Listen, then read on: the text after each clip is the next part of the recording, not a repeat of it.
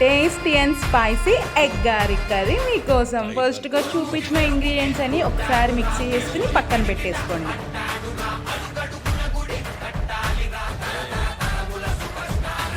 తర్వాత ఎగ్ని 2 పీసెస్ కింద కట్ చేసుకుని పక్కన పెట్టుకోండి.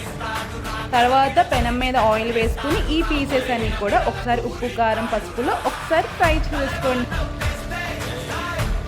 చేసుకుని పక్కన పెట్టుకోండి. తర్వాత అదే పెనం మీద ఆయిల్ వేసుకుని ఉల్లిపాయ పచ్చిమిరకాయ కరివేపాకు ఇవన్నీ వేసుకుని ఒకసారి జీలకర్ర కూడా వేసుకుని ఈ మసాలా పేస్ట్ కూడా ఒకసారి వేసుకుని ఒక్కసారి బాగా మిక్స్ చేసుకోండి.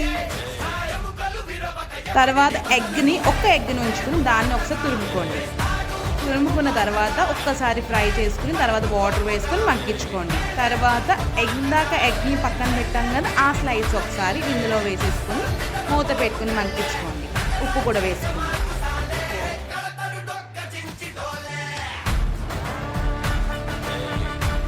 తర్వాత కొత్తిమీర వేసి గార్నిష్ చేసుకోండి.